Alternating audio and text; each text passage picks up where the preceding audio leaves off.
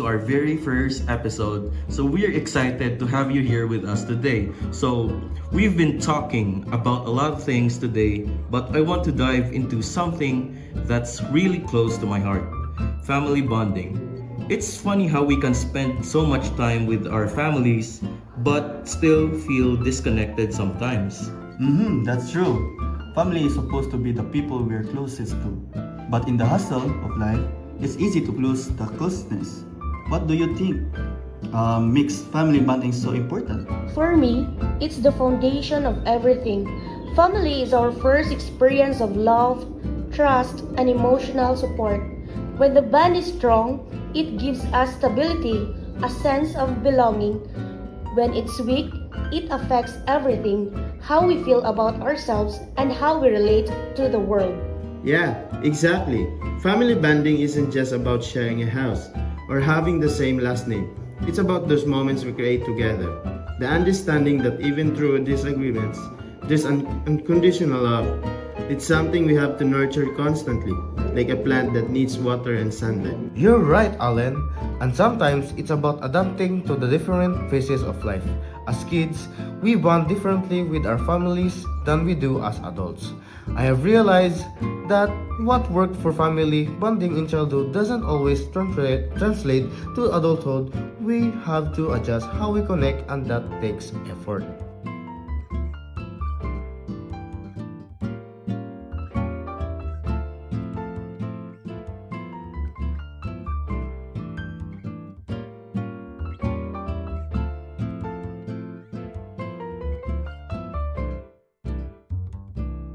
But isn't that the challenge nowadays? Life is so fast paced, everyone's busy with work, school, and social media, and there's barely time to sit down together. How can we keep those family connections strong?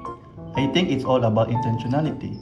In my family, we make it a point to have at least one meal together every day. It's simple, but it's powerful. No phones, no distractions, just us. It doesn't have to be fancy, but it gives us the time to check in with each other. That's a great idea. I've noticed that even if we're physically in the same room, we're not always present. Everyone's scrolling through their phones or watching TV. I think one of the best ways to bond is to be fully present when we're together, even if it's just for a little while. Yeah, being present is crucial. In my family, we've started doing monthly family days. Each person picks an activity they want to do, and we all do it together. Last month, my youngest wanted to go to the zoo, and it was such a fun, shared experience. It brought us closer because it was something we all enjoyed. That's such a great idea, Allen. In my family, we have taken a different approach. Since we are all so busy, we've made it a habit to have short but meaningful conversations. Sometimes we just catch up for 10 minutes at night, but it's more about the quality of those conversations than the length. It keeps us connected without pressure of always needing large chunks of time. That's awesome! I love how simple things make such big impact. It's about making memories, right? Those little moments that stay with us forever.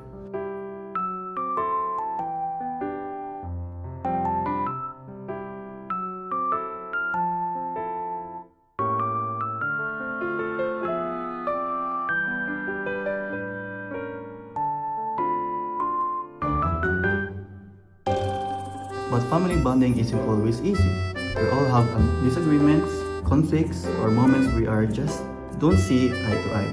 How do we handle those situations without letting them weaken the bond? Oh, that's a tough one. I think one of the keys is learning to communicate with respect, even when we're angry or frustrated. Sometimes, in the heat of the moment, we forget that the other person has feelings too. But if we approach conflicts with the mindset of, I want to understand you, rather than I want to win, it changes everything. Totally, conflict is normal in any relationship, but it's how we resolve it that matters. I've learned that taking a break when things get heated helps. After we cool down, we can come back and talk about it more calmly. That way, we avoid saying things we'll regret. That's great advice. I think forgiveness is also a big part of it. We're all humans and we make mistakes, but holding into grudges just poisons the relationship. When we learn to forgive and let go, it opens up a path to healing and growing stronger together. And it's not just about forgiving others, but sometimes forgiving ourselves. I used to get so frustrated with myself for not being the perfect family member, for saying the wrong thing, or not spending enough time with them. I had to learn to let go of the guilt and focus on being present in the moment rather than regretting the past. One thing that's worked for us is creating family traditions. It doesn't have to be anything big. It could be something as simple as a weekly movie night or a game night. The point is to have something that everyone looks forward to. Something that's just for your family. I love that. Traditions create a sense of continuity and give us something to hold on to, especially during the tough times.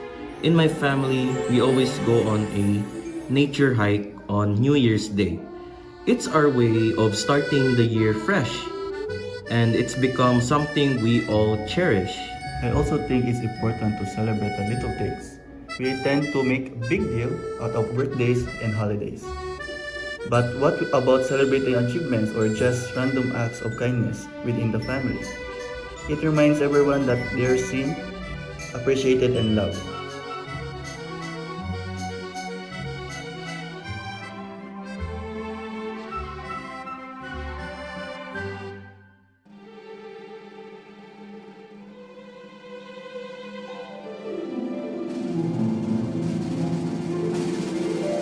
That's such a good point, John Ray. Sometimes, the little things get overlooked. In my family, we have a tradition where we share one thing we're grateful for about each other before bed. It's a small gesture, but it brings us closer and helps us recognize the good in each other even after a tough day. I think when we take time to recognize each other's efforts, it strengthens the bond. It's easy to take family for granted, but when we show appreciation, it builds respect and mutual care. It's clear that family bonding takes effort, but it's so worth it. Whether it's through shared meals, creating traditions, or simply just being present, these small things make a big difference. In the end, family is where we learn to love, to forgive, and to grow.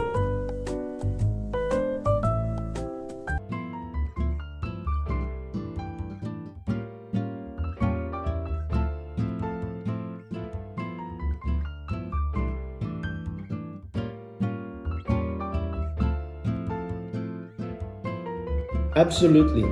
I think one of the best gifts we can give to ourselves and each other is time. Time to listen, time to laugh, and time to just be together. And even though no family is perfect, we can always try to be better for each other.